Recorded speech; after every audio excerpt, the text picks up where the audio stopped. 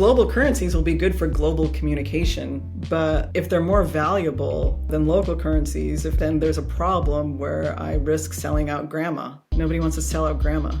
Right, you have to choose, do I want one token or do I want one vote? That's another way to put it. I'm just assuming everybody read the paper and everybody comes prepared to our podcast. Everybody's taking notes. Sorry. I just have so many references that I really wanted to ask. The AI part of the paper was probably the funnest part of the paper to write. Reading that paper, by the way, is like playing Zelda. It's like a hero's journey. You're just like picking up tools all the way. How does this change democratic governance, change corporate governance? How does it address their pitfalls? How does it, augment? And then, once you've reached that, then it's like, okay, now let's talk about AI. And it's an appendix and it's hidden, but it's like the richest and coolest part of the paper. We are in an age of anti-social media, but it's in our tendency to cooperate on the behalf of the people that we love and care for. So I don't have a choice but to care about communities. I wish we had time for a whole separate episode on what it would look like building pro-social media.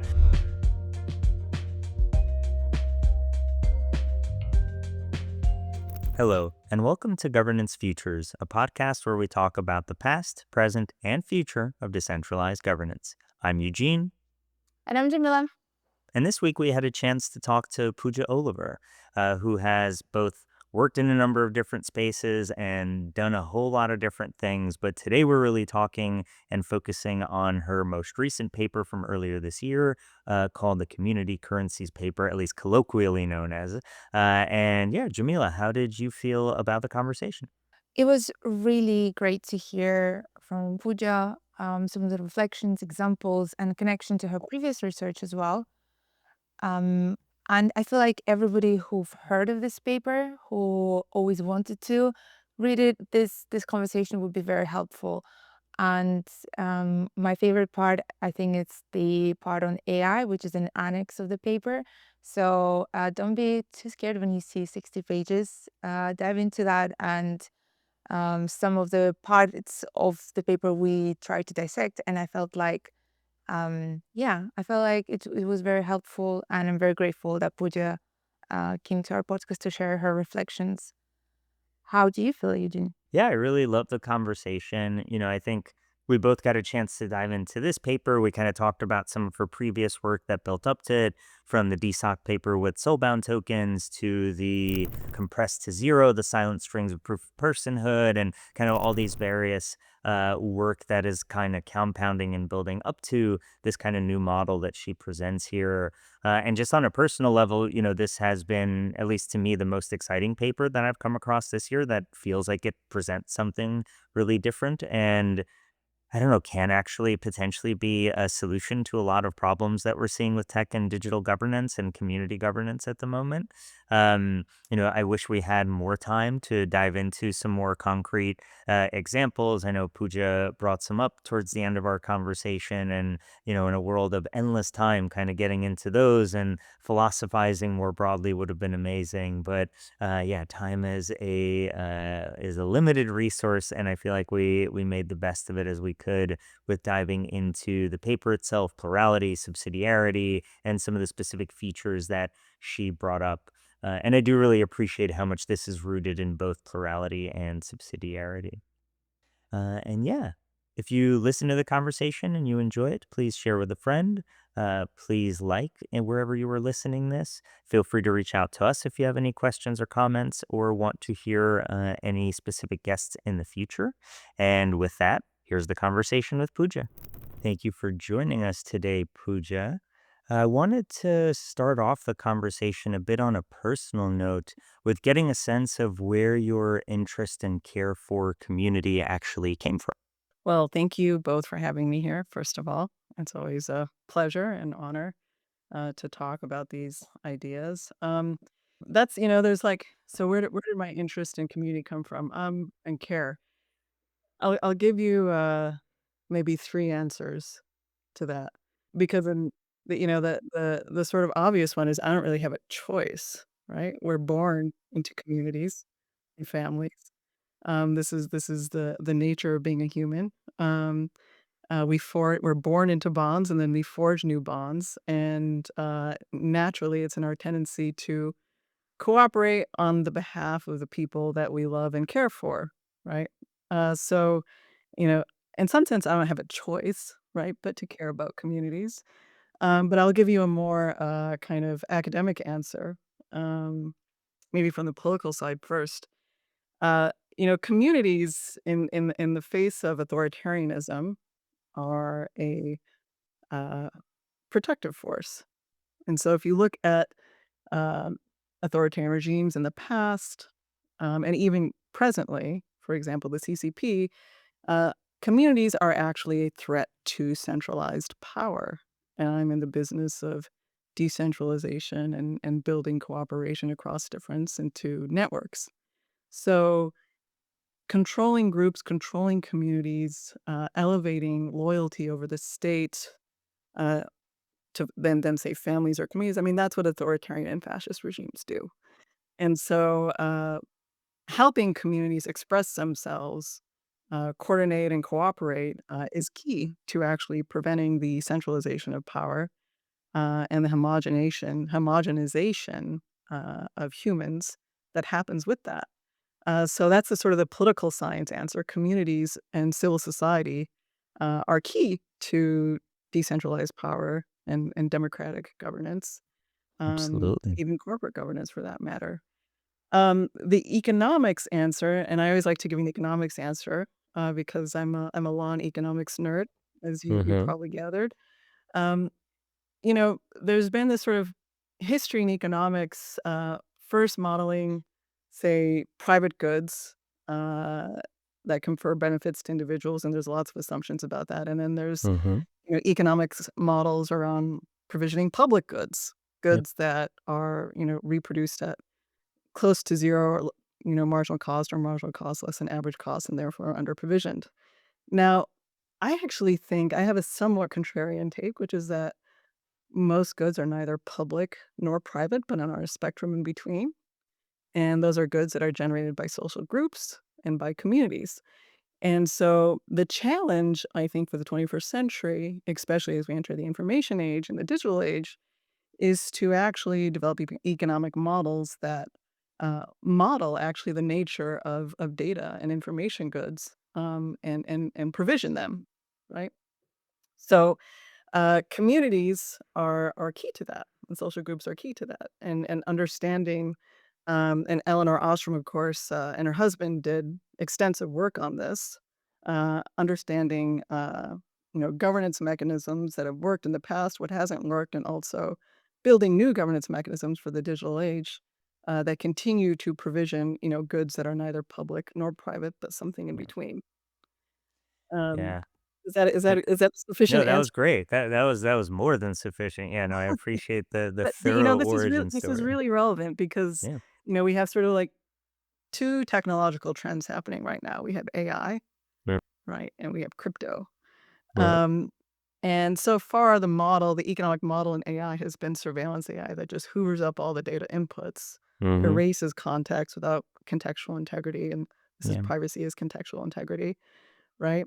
And so one of my projects is to help actually groups and communities govern their shared data sets that will actually make AI more performative, and more communicative, while also creating two-sided marketplaces and information and data that doesn't rely on the surveillance AI economy, which really is kind of like a Venezuelan oil economy that separates the production and distribution question, right?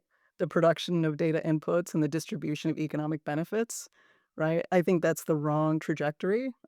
So communities and giving groups, even us as a group here, we form a group, right? Some agency in how we, govern the uses of this conversation and profit from it, right? Whether you decide to put it on YouTube or whether you decide to distribute it to more narrow channels, that's actually key for helping make the AI economy something that is participatory and inclusive and not something that just happens to us, Yeah. right? And is Yeah. surveilled from us.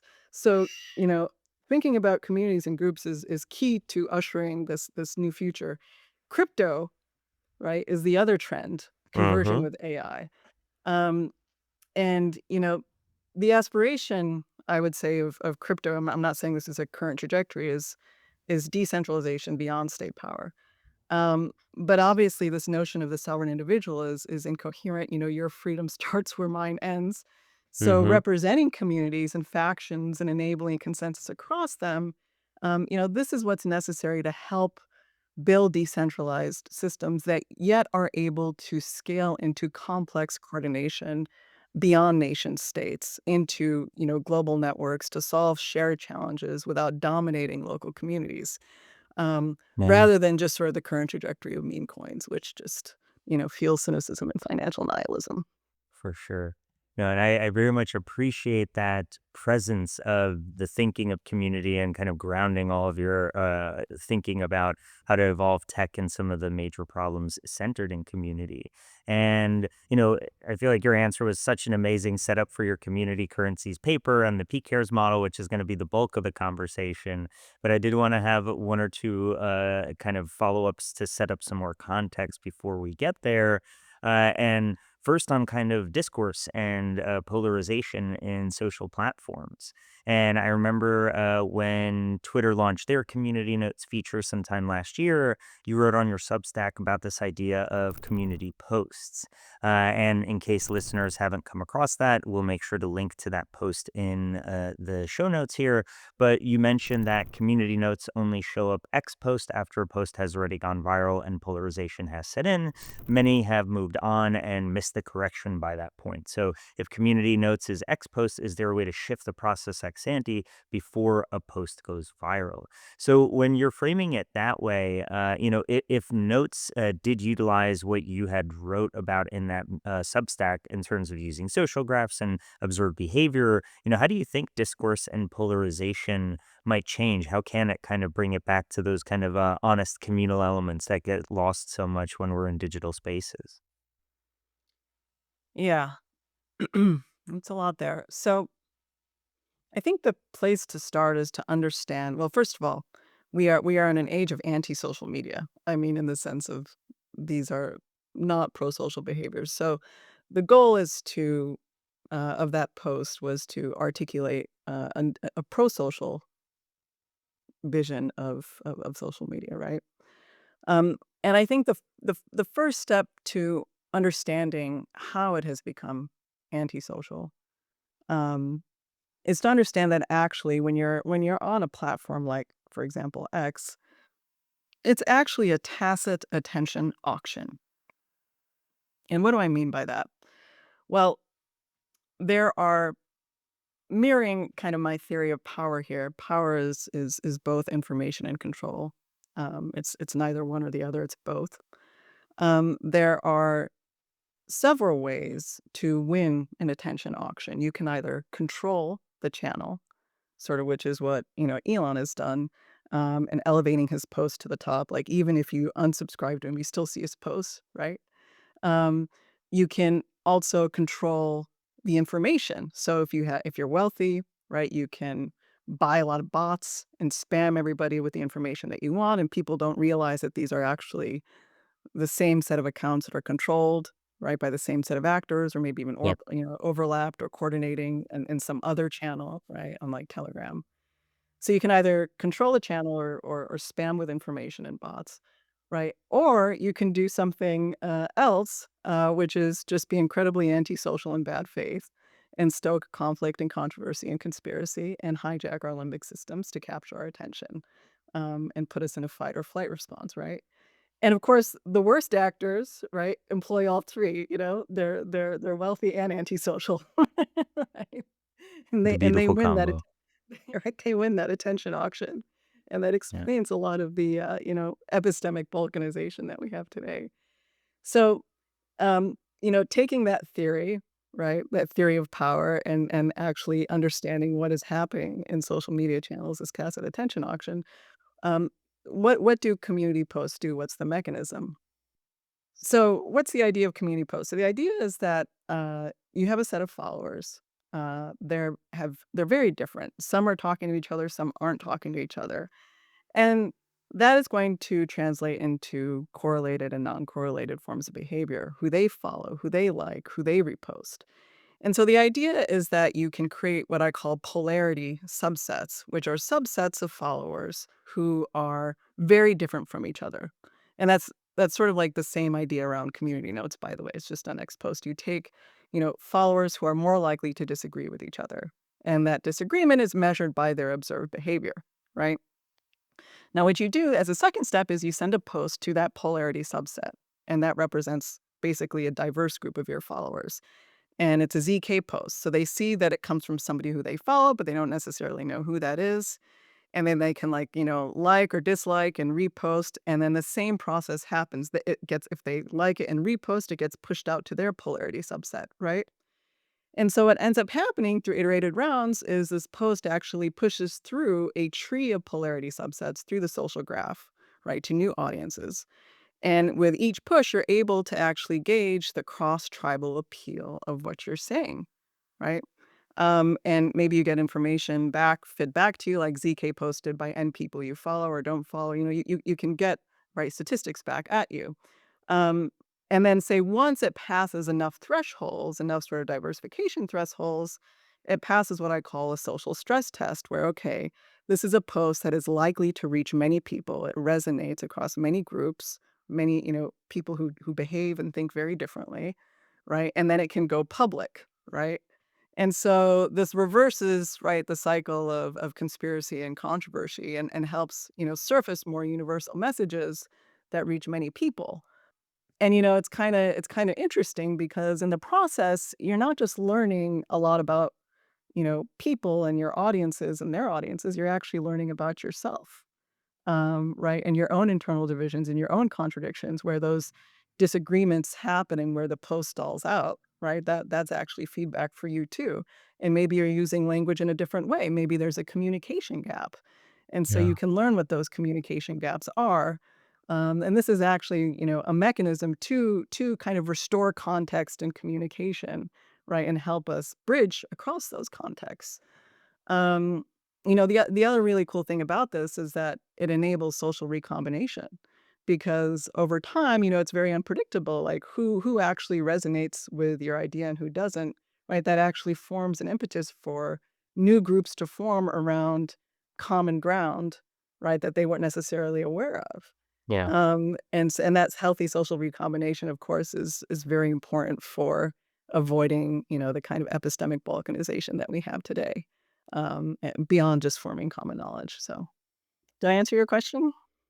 Yeah, no, that was great. I feel like I realized in hearing the answer to that, I wish we had time for a whole separate episode on what it would look like building pro social media and what that could actually look like to create the right incentive alignment for the actual platforms. But I don't want to distract away from what we came to talk, which is more of your community currencies paper. So I'll pass. Just Oh, a quick please. thing on that. The community currency paper idea is not at all at odds with this. It's very true. It's actually the necessary scaffolding for it, but that's another paper and another conversation. Yeah. I was curious because I feel like 3 years ago during DevCon Bogota, your paper on finding web-free soul was definitely the most talked about paper. And to me, as a PhD student back in those times, it was like, wow, so many builders and people who usually don't really read academic papers, they were discussing those concepts. And I was like, wow, that is super cool. And now we're talking right now, and DevConnect in Argentina is approaching 3 years later. um, I was wondering whether your paper on community currencies is building up on your previous framework or the ideas that you've introduced within your paper on Soulbound tokens, or is it more like refinement and diverging from that idea that you've expressed in finding Web3 soul? Oh, I would definitely say this is all a cumulative process. So, the soulbound token idea was just to, first of all, there's a lot of confusion and misunderstanding around where we can, criticizing verifiable credentials versus soulbound tokens and on chain and off chain. And actually, that wasn't the point at all. The point was to say, let's introduce, we have in crypto economics just purely transferable objects, which we call tokens. What happens if we change the game and introduce non-transferable objects? And what if those non-transferable objects are actually represent memberships to groups? And so they actually have some notion of governance about who gets those non-transferable objects and who doesn't, right? And that was just like, and then it was like, okay, now let's see what happens. And then of course it unlocks like, well, you could do massive things with credit markets, with peer prediction, and like this will even introduce provenance into AI and like in a non-dystopic, scan your eyeballs in one credential way, right? It was like we can actually have a way to represent human identity that is as diverse as the associations and affiliations and conversations that differentiate us. And it was just a exploration of what happens when you just change the game a little bit, right? But of course, there are as many questions raised by that as there were opportunities, right? And you know, there's questions about, well, how do you do this in a non-panopticon, non-surveillance way, right? How do you build networks where no two set of participants have the same view, and yet you can ping on participants with different views to form a, a picture, right? Voluntarily, to form a jury. Um, so that was one open question. Another open question was, well, obviously memberships to groups are not all the same either, right? We have different degrees of commitments to our groups. It's not always binary. For example, I'm a member of the New York Bar. That is binary. Either you pass the bar and you take an oath to uphold the Constitution or you don't, right? But there are many groups where it's like, okay, I'm part of my church, but I go every other Sunday or maybe once a month or maybe just on Christmas, right? And so, like, so you have to represent degrees of membership, right? And allow for like degrees of influence, right? And then there's another question raised, which is, well, what about the intersection of financial and non-financial? So you have these groups, right? Memberships, say non-transferable objects that represent your membership and even your right to participate and govern in that group. But like, what's to stop members of the group from being bribed, right? um, in different channels. And how do you balance this tension between like money and voting that we even see in democratic governance and corporate governance, which was the start of my community currency paper. So there are as many questions raised as there were opportunities in that paper. And following that paper, I wrote Compressed to Zero, which was a critique of proof of personhood. uh, and it was consistent also with the critique of proof of personhood, which was made in DSOC. And that critique was like one paragraph, but it didn't seem to phase people. So I Yes. had to come in with the empirics and say, okay, like let's show empirically how what I'm saying is shown to be true. And let's also expand a little bit because it didn't land the first time on a theory of power and how to analyze these systems, not looking at just, say, outputs and control, and I control my wallet, but also the information inputs that go into influencing sets of participants. So, even if you say, for example, achieve, some notion of civil resistance where people control their accounts, well, if they're informationally controlled, right, off chain, then you don't really have the kind of civil resistance you want. You have humans acting like bots, even though you've differentiated humans from bots. And that's not what we want either in systems design. We want, freedom and agency. So that was sort of the intermediate step. And then community currencies, the community currency paper was building on the insights of both of those and kind of reconciling the attentions of both to offer a different paradigm, but an extension at the same time of those paradigms. Well, in both Soulbound Tokens paper and the new community currency paper, there's a notion of non-transferability of at least part of the tokens. In your new framework, it's dual model, so non-transferable, irrevocable stake that represents influence, and then transferable currency for exchanging resources and directing attention. I maybe have a rather cheeky question here. We had guests earlier in the season, Jim Oskin and Danny Villardell. They are part of Cornell Tech, and they introduced their paper on liquefaction, which basically, I'm sure you're aware of the term, and with their framework, allows you to borrow, lend something that we deem just non-transferable, like private key. And one of the use cases is Take My Ape experiment, where they basically allow you to rent the ape for 15 minutes and do everything that you would be able to do if you were an owner, basically. So I'm curious if you have any particular takes on liquefaction. How does that correspond, or maybe where do you see those like tension points with your framework? And I would be curious just to hear your take on that if you're comfortable sharing. Sure. I mean, this is kind of like liquid staking too, right? Um, but maybe before contrasting it, I'll give a critique of that. But we should probably spend some time introducing the model. True. You You're right. You're right. Let's introduce the model first and then um, go into the section of details. so like when I'm and this is also the same thing with corporate governance. Like you can take the same phenomena in corporate governance where, you have it's one share, one vote, right? I buy a share, I get a shareholder vote. Now there's this problem called empty voting where I can rent out my vote and separate my economic interest from my voting interest, right? But is that incentive compatible towards maximizing shareholder value? Well, no, because I can rent out my vote and take a position that actually profits on the decline, right?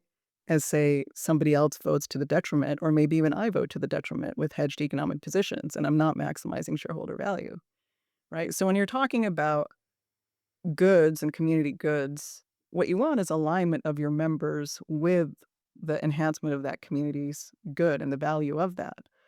And if people can sell off their voting rights, right, and make their economic interest in the community good not aligned with their voting interest and take off-putting, you know, puts, right, or shorts on their positions, right, and say maybe hold a position in a competitor community that is, say, I'll give you an example. Say there are two communities fighting over a shared resource and they're in a bidding war for it. If I'm a member of both of those communities, right, I have a conflict of interest. And if my community doesn't know about it, then I could actually be voting to the detriment of my community and voting against or saying, let's bid less for this asset, right? And be profiting on the other side of that because maybe I have inside information that actually the asset is more value than it is, right? More valuable than it is. So this is like basic incentive alignment. And so, the liquid staking and liquefaction, I've gotten some questions about that in previous podcasts, and I was like, people are really missing the point here on incentive alignment, which I spent so much time discussing. But that's my quick answer to your question. Eugene, do you have a question? I think you had some other things that you wanted to cover too. So in February, you released your most recent paper that we've been kind of alluding to, and you included two titles, one of which was The Price of Attention and the Cost of Influence in a Networked Age, and the other title was The Price of Entry and Cost of Exit in a Networked Age. So to start the discussion and diving a little deeper into your paper, why does one title kind of center around attention instead of entry and influence instead of exit? Well, they're actually equivalent ways of stating the same problem. Um, so we're in a communication channel right now, right? Um, and I'm trying to influence you, right? And I have my agenda, by the way. And my agenda is to, maximize the space of human freedom, consistent with decentralization and innovation and growth and all the kind of things that we like. That's my agenda. Now I had to expend some energy. I had to write this paper to get your attention, right? And I'm also having to expend some energy to influence you right now. Um, and you're actually doing the same thing back to me, right? You got my attention, right? You have your audience, and you've given me the ears of your audience. Thank you very much. I appreciate that. Right, and you're trying to influence them because you want better governance for the future, right? You want a networked governance for the 21st century or something like that, I think, right? That's So the what we're doing here, this kind of push and pull, is actually the basics of human communication. This exchange of information, right? This exchange of control. You've given me control here in this channel, right? I've also given you some control.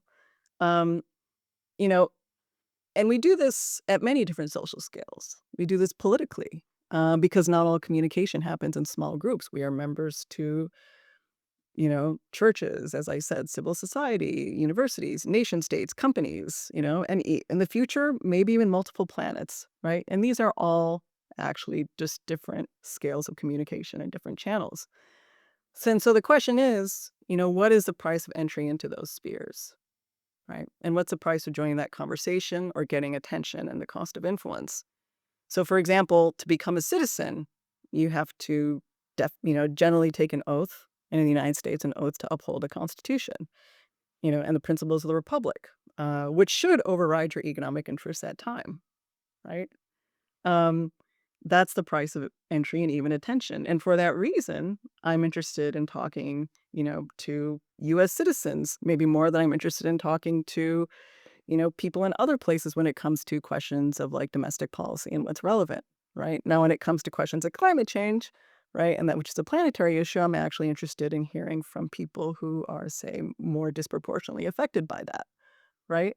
And so, in a very practical sense, we are engaged in communication and channels on many different social scales. And the question of politics is how do we, price that entry and that exit? And so countries historically have done that in a very crude way, which is like an exit tax, right? Yeah. But I don't, which is just sort of arbitrarily determined. But I actually think there's like much richer, economic models that we can bring to bear that reflect sort of the realities and the trade-offs. Um, so, you know, maybe with those principles in place, and what we're actually doing in communication, I can talk about PCARE. So, as I said, I'm in the business of networked cooperation with decentralization, and I think decentralization is actually key to innovation and growth, um, and complex cooperation. Now, what am I exactly decentralizing? I'm decentralizing power. And that, begs the question, well, what is power? And I have a theory of power, and that's power is both information and control, right? As I've alluded to Right. before when we were talking about community notes. Um, and so, like, even before we talk about PCARE, it's probably good to ask, like, why our existing models don't decentralize power, especially in crypto, right? Which is Absolutely. basically just an economy of transferable tokens, which effectively is one token, one vote. Despite Yeah. attempts, right, to do otherwise, that's Yeah. still effectively kind of what it is today mostly, right? Yeah. And the reason why, very simply, is Pareto's law. Um, and so Pareto's law is basically, it's the 80-20 rule is a way to simplify it, but it's the observation made by an Italian economist that a small proportion of causes or inputs account for the majority or a large proportion or 80% of the effects or outputs. And he noticed this looking at, economics, like, 20% of the people control 80% of the land, or 20% of the customers drive 80% of the sales, right? Or even in attention, like in social media, 20% of the posts get 80% of the engagement. And maybe it's 70-30, maybe it's, 90-10, but it's around right around that ballpark. And so this is called, a power law distribution, um, where how outcomes are very unequal and clustered. Now, I'm not trying to create equality here. I actually think a normal Gaussian distribution is desirable. I'm not trying to flatten the field, but there's problems if you just lean into Pareto, which is what anarcho-capitalists and neo-reactionaries, and many people in crypto do when they say, let's just tokenize and transfer everything, right? And the problem is, right, that 20% or 10% that gets control, right, of the system, like, well, what if the king goes mad? What if they're not benevolent, right? And what if, like, their kids, if they are, even if they are benevolent and they're great, what if their kids aren't? What if they're mean and Yeah. nasty, right? Which, Yeah. seems to happen, right? An Um, unfortunate amount. Yeah. right? So, like, and then there's also a practical reason to that, right? A practical dimension, which is that, with anarcho-capitalism and leading into Pareto, right? Um, of course, that 20% who hold, say, just economic power, at some point will realize that there are even greater gains to fusing that with political power. In fact, nonlinear returns to combining economic power with political power. And right, we're seeing that today. And of course, this is the stuff, the deep irony here is a lot of people cite Hayek and Milton Friedman. You see this on the Bankless podcast, right? And the thing is, of course, Milton Friedman warned exactly against the wedding of big government, right? And big corporate power and big, right? Big Yeah. business, big government and big business. Of course, Hayek warned against that too, right? In their eyes, it was important to separate economic and political power. But when you have pure one token, one vote anarcho-capitalism, the incentives to fuse the two are very powerful. And this is sort of what people in crypto don't understand. If you actually tokenize everything into transferable tokens without any notion of non-transferability or irrevocability, then this anarcho-capitalism run to its logical conclusion, you end up with a political economy that is, at best, the CCP or Russia, the fusion of economic power and political power, right? Yeah. And most people I know, ironically, in crypto are fleeing those countries, not running to them, right? So, um, you know, what have we historically done to solve this problem, right? Well, we've had forms of governance, right? We've had democratic governance. We have had corporate governance. And this is kind of like a good segue into discussing the paper. Hmm. And this is actually the opening and the introduction of the paper, where I point out the tensions of these systems in the network age and their failures, right? So, you know, both systems actually rely fundamentally on two levers of power with scaffolding around it, with checks and balances around it. And those two levers of power, those two levers of influence and control are money and votes, right? And in democratic governance, when money buys votes, it naturally breaks down, right? Your system turns from provisioning private goods, well, it turns from provisioning public goods into one provisioning private goods. And of course, the public goods end up under provisioned, right? Um, and and more subtly, what's happening today with these, tacit attention auctions and social media that I was talking about is actually a convergence of financial auctions and attention auctions, where you can actually, instead of buying votes directly, you can just buy human attention, right? Through information bots, through channel control, or antisocial behavior. And by capturing attention, money can also buy votes indirectly. And we see a mix of all of that today, right? We see money buying directly votes and indirectly buying votes through attention and through antisocial behavior. And corporate governance has, very similar problems as well. I mean, sort of the meme coin and meme stock phenomena is like one aspect of this. But as I said before, there's a vulnerability with empty voting where you separate economic interest from voting interest, and you can profit off of the decline of a firm whose value you should actually be trying to maximize. And this happens when you have a conflict of interest, right? So these tensions are inherent in both of these systems. And PCARE, and of course the digital age is stress testing this all the time. And of course we have, epistemic environments that are balkanized, that are feeding into this as well. Um, and so what PCARE does is it says, okay, like money and voting, these are the fundamental levers of influence. They're at odds. There's a boundary problem of financial and non-financial interactions. How do we reconcile this tension, right? And so the first step PCARE does is, instead of having two units of account, money and votes, right, and then having these communication channels where like money can buy attention and votes indirectly, right?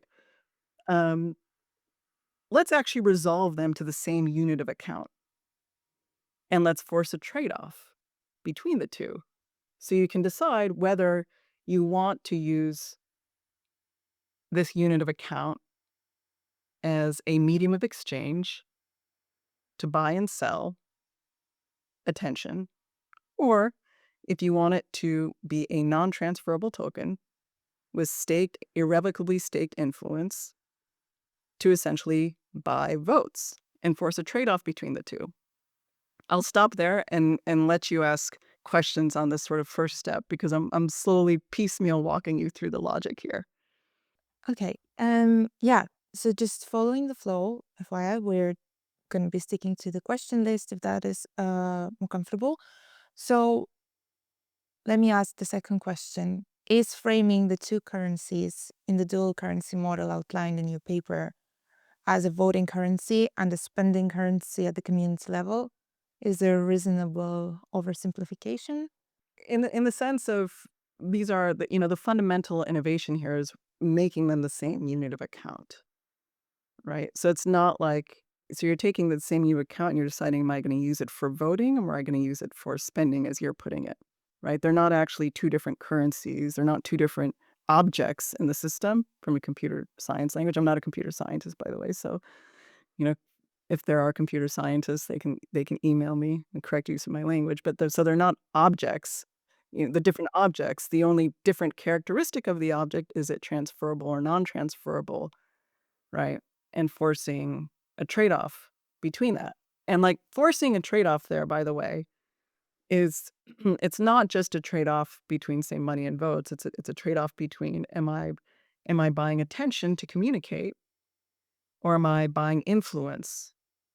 And another way to even think about that more fundamentally is, am I buying the right to participate, to communicate and get new information, or am I buying control? And so if information and control are the two sides of power, right, back to that sort of first principle that I introduced, this forces a trade-off.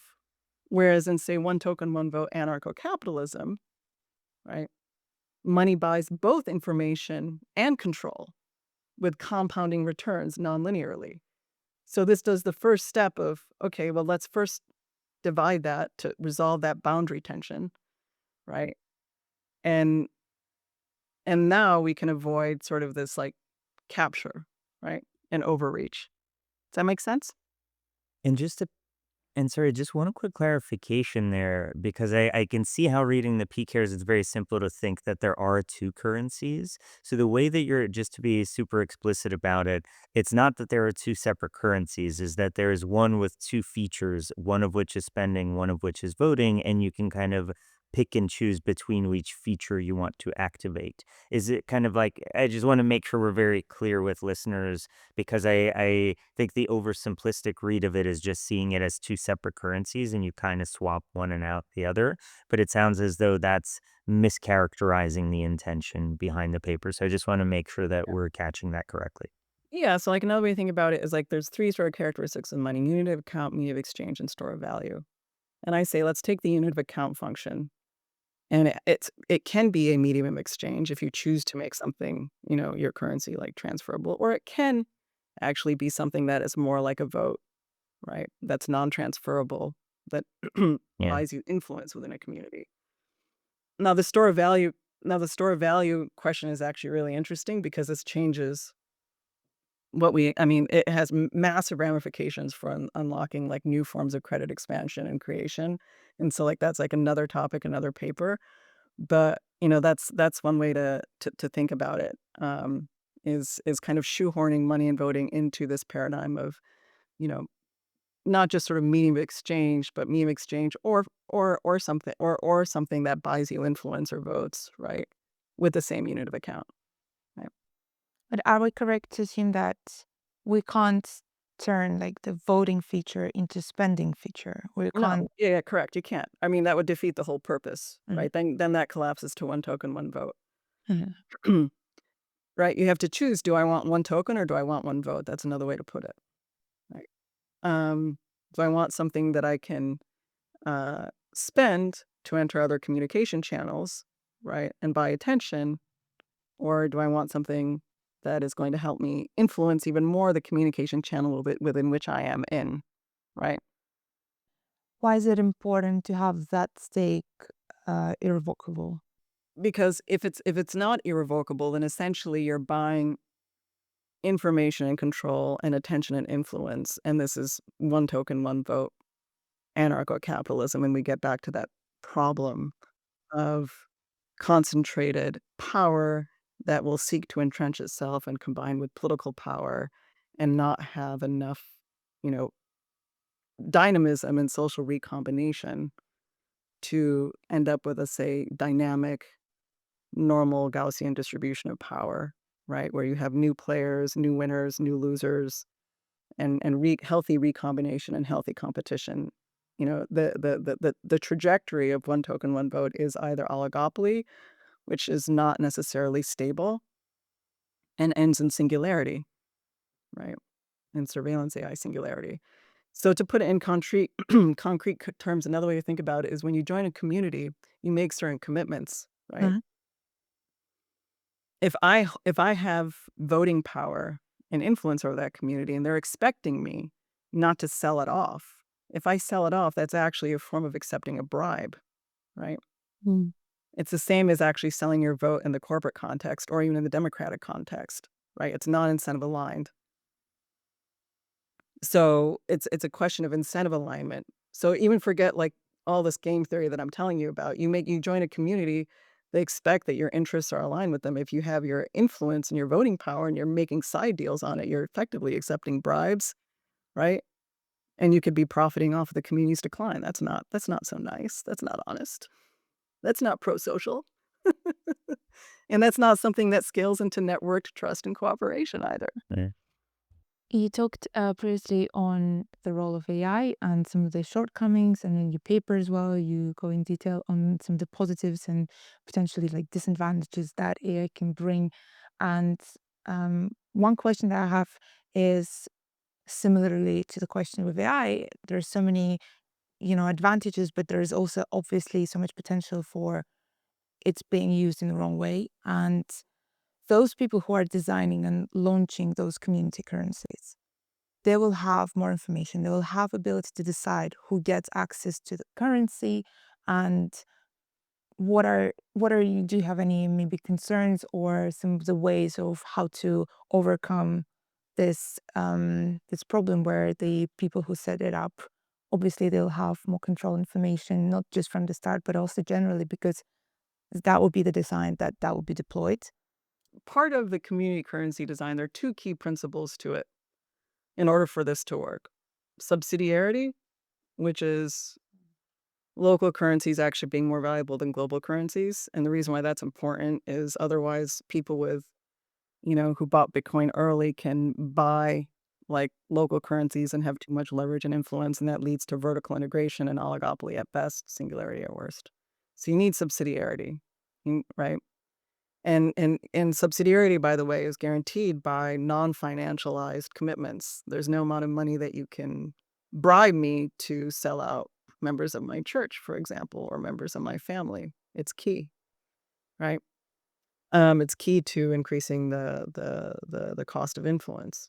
Um, the other key principle in this community design is plurality or diversification, which is that when you are part of a community, what you will want to do is, if you want to have, say, judgments that are fair and just around what is bribery versus what is coercion, what is something that, is legitimate for community recovery versus which is something that would be punished with, say, for example, burned steak or excommunication. These are context sensitive judgments. They're as sensitive as a judgment between is this cooperative or is this collusive? And so you want to ping as many diverse informational perspectives as possible. So this design actually enables groups and communities to get a sense of within their members, not the whole social graph, what is the diversity and overlapping set of affiliations and ping informationally unique people. What this does is it integrates non-obvious novel information from participants. It pushes information out through the network. This information that gets pushed out, even in just this enforcement mechanism, right, encourages people to become informationally unique and make new bridges with other communities so they have more influence in their communities, right? So part of this sort of game design here is to actually give people an incentive to get new information, and you get new information by talking to people who you wouldn't otherwise talk with. And when you talk to those people, you have social recombination and you form new coalitions. You might take, right, some of your community currency, and we should probably talk about inflation and community-based income because that's a really key part of this mechanism. Um, you take some, say, for example, your inflation or community-based income, and you use it to form coalitions with new groups and form new communities, right, to solve new problems. And so that's how, I don't fight Pareto's law. I actually lean into it. You know, but I lean into it in a way where the incentive is for social recombination and forming new groups to have dynamism. So you're not stuck with your local community, right? Like there's actually an oppressiveness there too, right? People, you could sort of grow up in the provincial small town, like like I did, the first thing I wanted to do was leave, right? I don't wanna come back or, it can be oppressive, right? Um, and then I sort of went out and, like, saw new frontiers and pastures, and now here I am, like, living in a small town again and on a farm, so there you go. But, like, you want to actually to answer your question, the long-winded answer to your question, about social dynamism, and preventing sort of being locked in is having this sort of plurality incentive through right through basically the justice and enforcement mechanisms, um, to push information out and expand the breadth of context. So you form new groups, and we have this like very intense social dynamism that is sort of crisscrossing, networked, overlapping, and increasing in social complexity. And of course, with that social complexity, it's much harder to go to war with your neighbor because they're on True Social and you're on X and somebody else is on Blue Sky, right? Does that make sense? Does. And since you mentioned community-based income, Eugene, I believe you have a question. Yeah, I just wanted to double click into that and make sure we have a chance to kind of explain the CBI or the community based income and what role it plays in the system. And especially when people do receive it, which again, in that oversimplified of the spending element of it or the voting element of it, which kind of part of the currency does it naturally come through in? Let me take a step back here because maybe the listeners are a little confused because I'm saying, okay, there are these communities, there are groups, and you have a choice. You have your community currency. Do you want to stake it for influence or do you want to spend it, to enter other communication channels or just to even talk more within your own communication channel? And I'm forcing this trade-off, right? The question is, where the hell does this money come from, right? Why does it have value, right? Sure. Um, and so this is where the idea of the spectrum between private and public goods comes into play, right? And so goods, social goods that are between private and public, like even this data and this conversation, right? Um, they're actually sort of it's valuable, right? Under the current political economy, we don't really know what that value is. But to the extent that, say, we took this conversation and like say we tried to enter into a two-sided marketplace. Just imagine there's a two-sided marketplace and we have some AI agents or maybe some people who want to train off of this conversation, right? They would have to like negotiate with us some kind of fee for entry, right? And training. And we can like specify what those uses and abuses of the information that we generate are. And that's a form of income to us, all three of us, right? And so that's, ways in which, where does the money come from? Well, it's we're generating a valuable asset. We're generating data, and that data, if it's valued by other people, we will get paid for it in some sense, right? So that's sort of like the idea around right community-based income. But like in the paper specifically, I offer a spectrum of ways in which communities can decide because not all communities are financial, right? They're non-financial communities, and we have to actually accommodate the spectrum, right? Some communities will issue, say, community-based income, say purely non-financial communities, say, for example, churches, based off of the time, right? And that time and that will allow you to buy, say, influence within your church, right? That's like purely non-financial. Right? Yeah. Some might be more financialized and just say, "Okay, every, periodic time, every period, like, we're just gonna auction off these tokens to the highest bidder," right? Um, and, you know, PCARE doesn't stop that, it just makes transparent, right, what's going on, right? Yeah. And right? And then there's, like, another model, which is like, okay, we're gonna have periodic inflation, and inflation is good because it's kind of a measure for growth. Higher inflation is more sort of community growth, lower inflation is lower growth. And they might say, well, we want to take a different approach. We want to actually apportion community currency proportionate to your stake. So people who stake more, people who stake less get less. Now, of course, I'm very partial to the square root here, right? So people who stake less actually, you know, get proportionally a little bit more influence than somebody who stakes a lot. That's what the square root does, right? If I stake 25 tokens, I have 5 units of influence. If I stake 100, I have 10. And so it's diminishing work, right?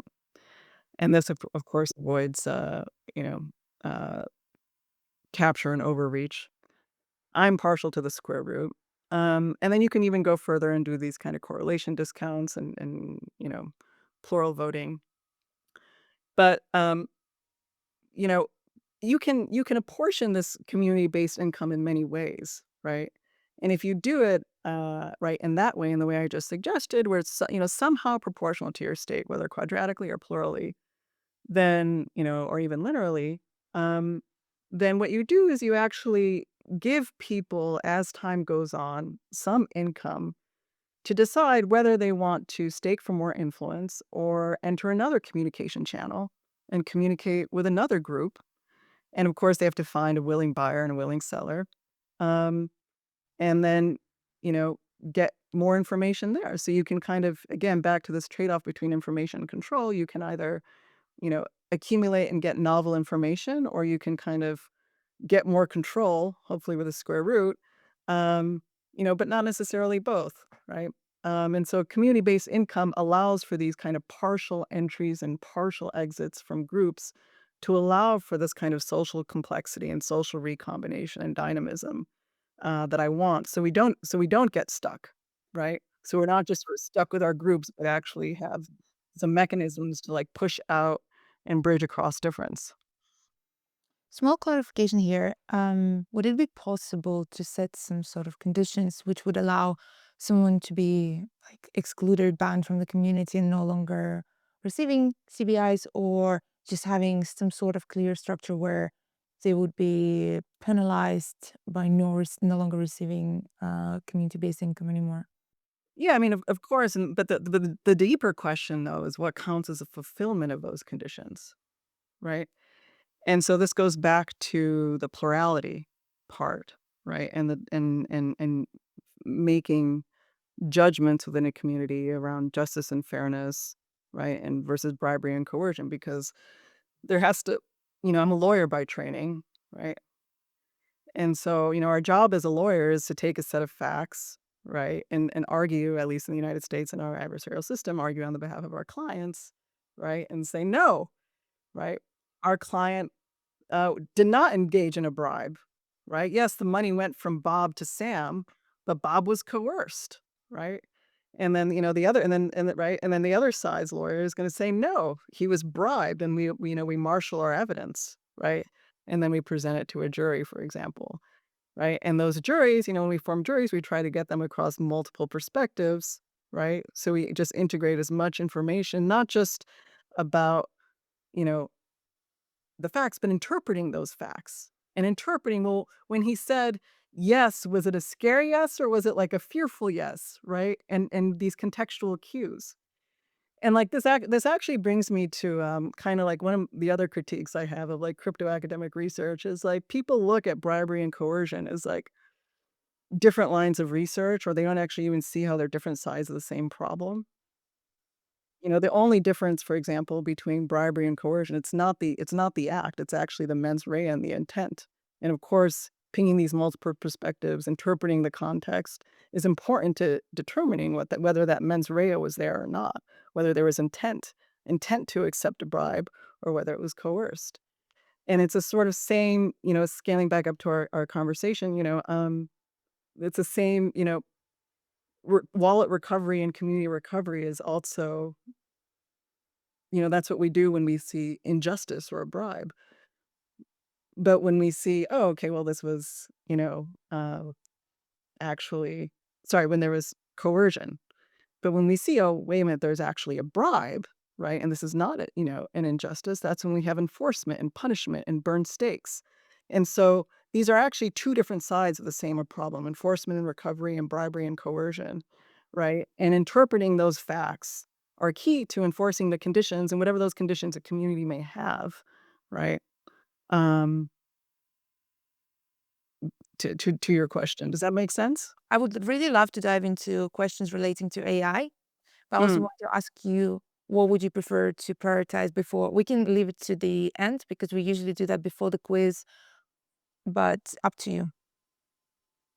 sure. I mean, the the AI part of the paper was probably the funnest part of the paper to write. And it's sort of like it's like, it's sort of like reading that paper, by the way, is like playing Zelda. It's like a hero's journey. You're just like picking up tools all the way, and you got to understand, okay, how does this apply to Democrat? How does this change Democratic governance? How does this change corporate governance? How does it address their pitfalls? How does it, augment? And then, once you've reached that, then it's like, okay, now let's talk about AI, and it's an appendix and it's hidden, but it's like the richest and coolest part of the paper. But I felt like it would be intellectually responsible to lead with it, because otherwise people are just very vulnerable to making the same mistakes and not understanding, the incentive problems I'm trying to solve. But yeah, I mean, there's a very beautiful way in which, if so AI models today are, arbitrary, essentially weights and biases. And there's a very beautiful way in which actually the stakes, right, of communities um translate to weights, and transferable currency actually translates to biases. So to make these actually non-arbitrary and embedding the structure of social networks into neural networks and seeing this as an sort of extended social neuron in a way that doesn't invite surveillance, right? And so, that's like a whole conversation there. But I think maybe the the way to appreciate it is to actually talk about identity a little bit, and kind of what we talked about in DSOC, which was, the individual in some is actually you can have a view of, and this is actually psychology too, right? There's internal family systems therapy, which sort of looks at people as parts, right? And you can think of me like what makes Puja unique. It's my affiliations, my conversations, my communities. And you can also look at communities, right? In nation states and planets the other way around as a constellation of their individuals. They're actually equivalent ways to represent the social graph, right? They're just inverses, right? And so you can think about the self as like a networked self, right? And you can think about a community and a network as like a network of individuals, right? And they're actually like computationally equivalent. And in the AI section, what I introduce is this idea of, a personal AI being a coalition actually of many community AIs negotiating with each other. And so, I'm a community, we're in a community here together. We're going to have a community AI that is gonna, embed a little bit. Maybe the stake is, we're having one conversation, it's not gonna have a lot of influence, but it's gonna be in conversation with my other sort of commitments, community AIs and commitments I have to them, negotiating. I'm like, okay, what are the permissible things I can talk about and not talk about? Like, what are the commitments to secrets that I've made, right, with family members, or like what NDAs have I signed or whatever that I can't, right, that prohibit me from publicly speaking? And what are my obligations, say, as a public servant, right, to actually disclose as much information about myself because I have power, right? And so this idea of a networked self and the interpersonal AI being actually a constellation of many community AIs negotiating with each other, keeping us accountable to our commitments, yet at the same time synthesizing information to help us like bridge to, say, other coalitions, other communities, and other individuals is super powerful. And maybe framing that, if you're okay with it, through this lens of, say, reputation, and how you see kind of people effectively bringing their or having their digital identities based on certain types of community interactions, right? Where they stake, for how long, the types of decisions, what you were mentioning in terms of their general affiliations, certain kind of actions within those, and, like those constitutions of the individual parts. And so, yeah, I would just want to make sure to kind of hone in on that, and what you really see as the benefits of kind of embedding those reputational or identity components into such a system, and what that really empowers or makes available for this kind of for the broad whole that it constitutes then. Okay, well, if my identity is a function of the communities to which I have staked and influenced and communicate with, so a combination of, say, transferable and non-transferable, I am a constellation of all my communities and conversations, so to speak, right, across different points in time, which is kind of just intuitively true, right? You are kind of what you eat, and you can think Yeah. about eating and consumption and words as also as food, as Thich Nhat Hanh wrote. Um, so like in that sense, your reputation is a function of the constellation of communities to which you have cooperative agreements with.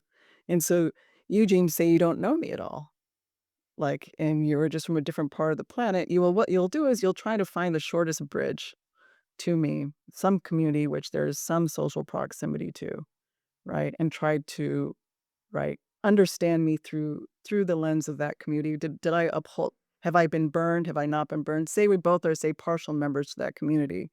You'll have some information based off of that, right? Based off of my history. Was I cooperative? Was I non-cooperative? Did I accept a bribe, or not, right?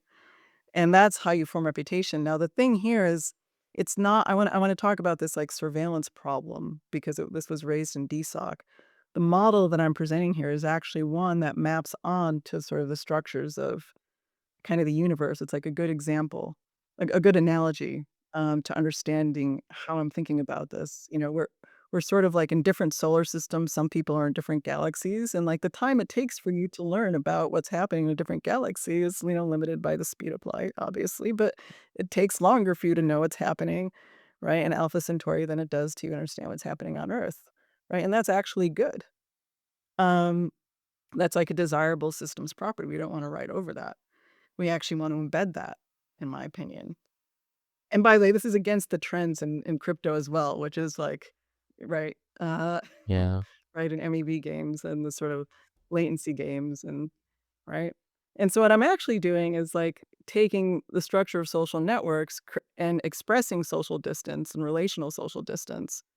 So no two participants have the same perspective, and like your ability to reach me is a function of like where our overlaps are, and where to the extent that we don't have overlaps, the extent to which you can find the shortest bridge, and you're going to have to pay for that bridge. You're going to have to pay to enter channels, the price of attention, and and tunnel your way down.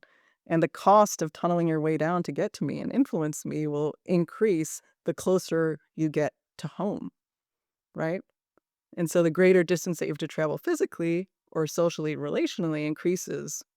I mean, the price of getting my attention or the price of influencing me, right? Right. Um, so did I answer your question? Well, I guess just then to clarify, so that that distance, so to say, makes sense. And so, how does that tie into the full kind of digital reputation and identity Yeah. So, element? so the idea is that like there's no sort of universal reputation for puja. It's a function of where you sit in relative to me in this network, right, of many currencies overlapping, recombining, increasing in complexity. And your view of my reputation will be very different from somebody who's closer to me, right? And even two people who are, say, socially proximate to me might have very different views of my reputation based off of the overlap, right? Because they have different kinds of overlap. So reputation is not a universal score, right? Yeah. It's It's not less a about ticking certain checks off a long list of potential reputation and much more the unique combination of your constitutive factors and makes it much more relative and plural in that sense. yeah, it also makes it richer because say like, you know, where say I'm trying to form a coalition within a broader subnetwork and I'm trying to establish myself as being reputable, right? And trustworthy. I want to be a leader of this subnetwork, right? Multiple members of that subnetwork will have different bridges to me. And together they can ping across the very different bridges, right? And the very different members to get a picture of me that is more holistic, yet at the same time, a picture that nobody else or any other coalition will be able to generate, right? Because everybody has partial perspectives, right? Does that make sense? And yeah, I I think like from here, cosmological analogy, but like, I like looking at the stars and talking about planets and like, but maybe I lost people there. No, I think it's an interesting framing because we can, even for those, right? I'd like to think Web3 probably has a higher proportion of people who hopefully are thinking of things in systems and not just the, individual parts. And it's easy to forget that, like when you're putting it in the cosmological perspective, the distance feels much more real, just because it's hard to fathom just how far it is. And so, yeah, I actually see that as a pretty useful analogy there, at least Yeah, personally. and, like, it's kind of like it's kinda cool too because people who are far away, but maybe, say, super influential, right, within their communities, they'll sort of just appear to me as kinda like dark matter, right? It's like, I see there's something going on here, I don't really understand it, and then I'm gonna sort of partially and incrementally bridge my way, right, to that group, um, through the, degrees of overlap and, like, pay to get there, um, yeah, anyway. In your conversation with Teller, you mentioned that you see the idea of community currencies being nested under network currencies. Well, our podcast is Governance Futures, and if we were to fast forward to a world where all communities or many launch their currencies and members understand and interact with PCARE, how would that world look like? And for example, would we still have the same currencies that we use today, BTC, if Yeah, they'd just be less relevant and less valuable, right? So, in the sense that those currencies are solving, global currencies are relevant for communicating. Another title that I floated, by the way, for this paper was not community currencies, but communication currencies. But I Mm, settled on community because it conveyed the group, and all communication happens in groups, but people don't realize that, right? yeah. So, global currencies will be good for global communication challenges, but, you know, if they're more valuable, than local currencies, if right, then there's a problem where I risk selling out grandma. Nobody wants to sell out grandma, right? So you have to have some grounding in your local communities and have some degree of local control, but you also don't want that obviously stifling. You want it to be dynamic and recombining and like, not sclerotic, right? Which is the plurality incentive tries to solve that. But there's a place for global currencies, just not as big of a place as they have today. Um, if we kind of continue on this path of what I call money majoritarianism, um, which is wedding back to this idea of an attention auction, financial auctions converging with attention auctions to form oligopolies, right? Then we're kind of stuck with just a handful of systems at best. And of course, those systems will have incentives for conformity to maintain control, right? That 20% will want to maintain their control, and that leads to, things like ethno-nationalism um, and homogeneity, which is bad for innovation and bad for living forever if that's your thing, since a lot of people are motivated by that in crypto. It's actually bad for the kind of scientific innovation you need to solve those problems. But I've given talks about that at length. Um, so this trend towards sort of global oligopoly, will have these kind of vertical integration effects in attention and culture and art, which are just like not interesting, not fun, and also sclerotic in their own way, and maybe even a deeper way than our current crises. And so, uh, there is a role for BTC and ETH, but uh, not as big of a role, and one where it's channeled towards sort of productive coordination, not uh, speculation and zero sum speculation, or at worst negative sum antisocial behavior, which I think meme coins effectively are. They don't just create adverse selection in markets and keep good people out of it because they can't be differentiated from the bad people. They also tunnel our attention away from productive activities towards zero-sum activities. And where our attention is tunneled away from productive activities towards zero-sum activities, it actually becomes negative sum, Mm, right? Um, yeah. so I would say that it would, usher in a new economy and also change the nature of these currencies, more global currencies, towards more and higher productive uses instead of engendering, uh, you know, zero sum and at best and at worst negative sum games. We've heard you use a phrase to the effect of legitimacy take root in local communities. And while a lot of our social time is spent in communities, whether it's in person or digital, it can be argued that tech and advertising attempt to influence us in a way that often pull us away from our local communities, both in person and digital. So what would be your take on that? Do you see, for example, PCARE, the community currency idea, as something that can help us to reorient back, or maybe not? If we're also bringing some of the examples of, increased loneliness epidemic, people are connected, but are they really? So we'll be curious to hear your thoughts on that. Yeah, so there are two questions in there actually. So the first one on can we bring back the local, and then the second one on legitimacy and why legitimacy is sort of tethered to that. To your point, Jamila, there's actually, of course, questions about the nature in which social media is changing our hearts, maybe pushing us into our heads too much, right? And as Steve Jobs said, follow your heart, but check it with your head. It seems like we're following our head and failing to check it with our heart, right? So, you know, bringing us back to in-person interactions is I think, very important for our health, the health of our heart, and the health of our species. Um, but the reason why it's also important for legitimacy is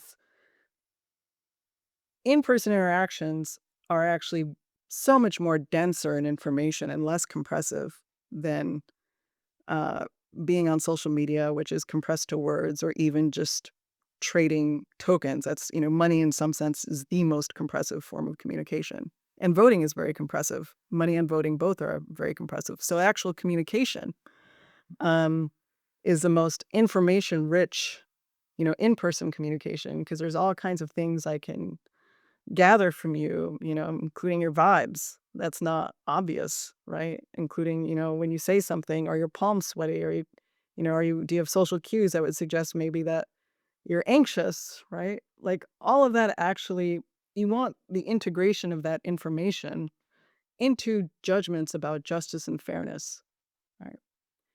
And so subsidiarity matters for that reason in building enforcement mechanisms that build on these local interactions that are information rich, that with incentives to push information out and form new groups so we're not stuck in our local communities, and form new ones and recombine into new groups, but also scale up into networked cooperation. So I would say it's yes, local communities are very important for legitimacy and in-person interactions, but also incredibly important for the other side of this project, which is networked cooperation and stable cooperation, so we can keep solving problems and not just sort of get stuck in a balkanized epistemic environment, which is what we are in now, right?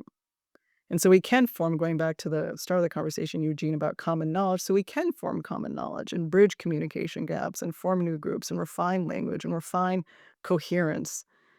Coherence not just as an individual, as a self, but as a networked self, right, across communities. Coherence in commitments, coherence in what we mean by certain words.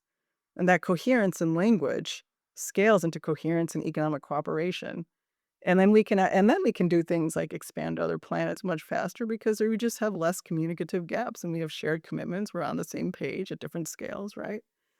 So it's not just I don't want to create this impression that I'm like we gotta go local, and ugh, like, I actually do wanna go I do wanna I like I love science fiction, I love space, I love exploration. Anybody who knows me is knows I'm an explorer, and I'm, like, very curiosity driven, curiosity motivated, and not just in the mental realms, but the physical realms, and so, like, how do we get there? Like, with legitimacy, with justice and fairness, making people feel like they're not, their voices are heard, bridged, but, dealt with in a legitimate way so we can move on and not get stuck in the sort of sclerotic corporate governance or sclerotic democratic governance that we have today. Yeah, I feel like a couple of questions more towards the future of governance, of future of experimentation.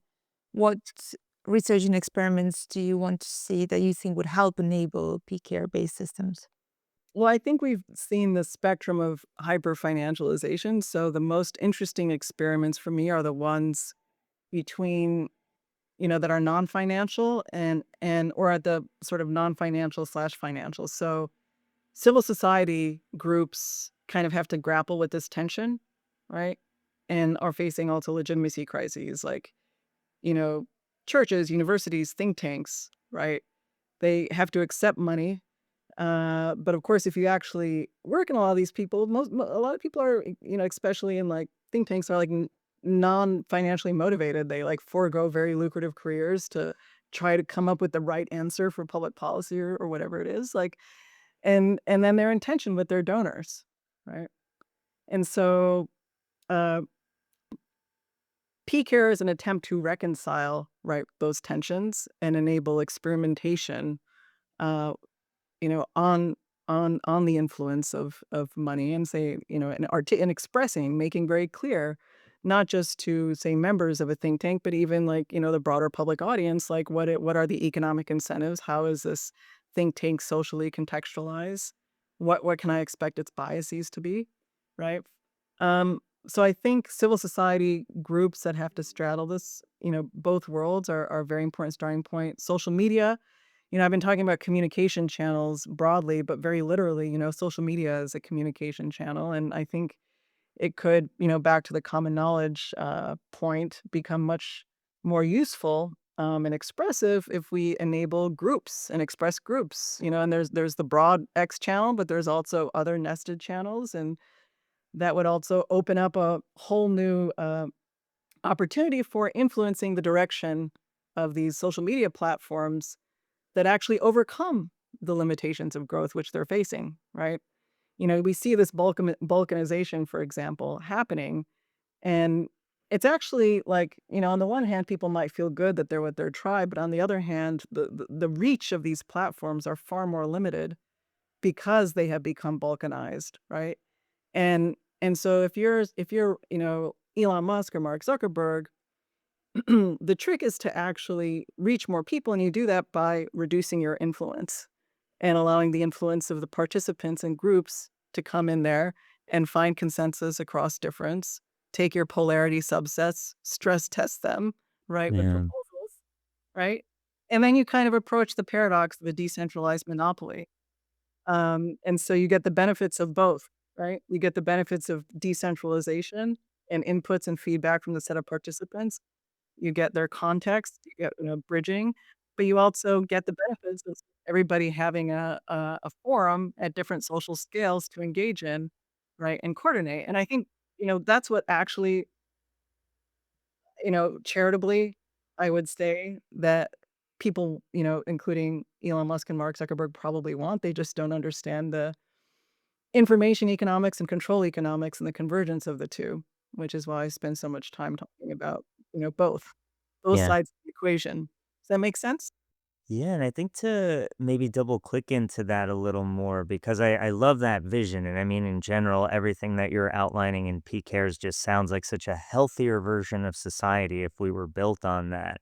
But there's always just the like, what's the first step? And so I guess to add the follow on question of, in the next 3, 6, 12 months or whatever version of the near term future feels reasonable, do you have or rather, if you could have any communities in the world start launching their own community currencies, where would you want to see it start in the near term? civil society organizations, I think experiments in social media, though I'm not bullish on that because all of those actors are sort of stuck in the Same. anarcho-capitalist one token, one Yes. vote model and Yes. entering the money majoritarianism game, which doesn't work. Yeah. Um, music, I think, is very promising. I think Mm. fundamentally, you know, and this kind of goes to a point in the paper when I get lost in like the cosmos, going back to the stars, you know. Um, you can kind of think of stars in the universe are these shining points of light, right? And that light takes some distance to travel. And that's those are, non-financialized little objects. That's where family is, faith, love, right? Yeah. And you can't buy a star, and if you try to, then you end up creating probably a Dyson sphere in a black hole. And I do wonder how many black holes are failed AI experiments. Sometimes when I look at the stars, that just went on the one token, one vote route, just lost control. But I but never thought about it that way. That creates a different frame towards looking to the stars at night. Yeah. yeah, yeah, it's a wild one. So like you know eh, the faith and family groups are just the most unrepresented populations in even say social media and AI, right? And this is like the most important thing to like being a human, right? Is your family and your and even your faith. And there's a to the extent that we can build tools that are healthy for our kids that secure a better, more promising future and give them an inheritance, right? Which we inherited, right? And improve and keep this notion of progress, right? These are actually Enlightenment ideas and continue the principles of the Enlightenment, but transformed and renovated for the digital age, right? And not push us back 500 years to, medieval anarcho-capitalism, which ends, with a political economy and CCP or Russia at best, and feudalism and right? Like to the extent we can actually build something that is richer, more expressive, more dynamic, and more innovative and more growth oriented and like takes us out to the stars, like, we have to start looking at our children and our family and our connections as the sources of light, and the stars in our own sky. And that does feel like such a beautiful note to end the conversation before we transition to the quiz, which is the final part of how we do the podcast. But I guess before we do, I just want to make sure to give you the opportunity because I know there are so many ideas within your paper and that you've worked on. Is there anything that you wanted to make sure to bring up during this conversation that we have not come across so far? Yeah, I want to point to this like I'll get a little bit nerdy here, because I am a law and economics nerd, and and I'm not a computer scientist by training, right? Like I'm just bridging principles here, and intuitions, and sorry, law, economics, and philosophy. So there's some history doesn't repeat; it rhymes, and there are some principles that we've learned in the past that we can import here, and I think there's this sort of methodological mistake, that was actually partially imported from economics and classical economics in particular, which just assumes that individuals are like independent agents, right? And so this has motivated lots of thinking, around ideas that are actually interesting and promising but limited, um, and don't reach their full potential because you're just looking at the outputs, the expressed preferences, the revealed outcomes, um, of the participants in the system, and you're not looking at the inputs, the information, right? The attention problem. And when you just look at everything as like a control problem, and it's like, okay, let's just assume that people control this. People control this, and let's make sure they control it and build wallets which are self-sovereign. But you don't actually look at the information side and what are the inputs going into those people's brains and what's the structure of the communication networks. If you just end up solving for that, then you hit major roadblocks. And like the IDENA paper was about that. It was about like, look, you can solve for civil resistance. You can have one person, one account, but you still have people being puppeteered like by bots because they're informationally controlled by people who know more and control more resources. And like that is not a human, it's not human agency there, right? That actually is worse because it's opaque, right? So you have this optics of control, individual self-sovereign control, but actually the reality is like puppeteering, and none of that stuff shows up on chain. And since this is largely a crypto audience, I just want to point to limitations of designing systems for just, on-chain observable outcomes, assuming, homo economicus, rationality and independence. The reality is that we're interdependent, and we talk and we converse, and we have asymmetries in information, and we can't eliminate those asymmetries, but we can leverage them. And Yeah. so like one example of this, and I give into the paper, is like a critique of proofs of complete knowledge. And since you've had like, some folks who've worked on that in your podcast before, like I'll just use that as an example. You know, a proof of complete knowledge is this kind of ex ante safeguard, which requires participants to prove that they can use their private key in whatever way that they want. And the idea is that since they, if they cannot deliver a proof of encumbrance to somebody who's trying to bribe them, that's evidence that, that they control their account, and the briber would never actually bribe them because they can't credibly sell or rent their voting rights. But like you can have these proofs, right? And they prove that the keys are, say, unencumbered on chain, but people can still relinquish control off chain, right? Through coercion or information manipulation, as the IDENA experiment showed. And so the kind of ideas that I'm talking about, they actually help backstop these very interesting tools developed by the research community, and make them, credibly backstopped by off-chain agency, right? You need to a lot of the conversation today, we've been talking about tensions between money and voting, attention and influence, and information control.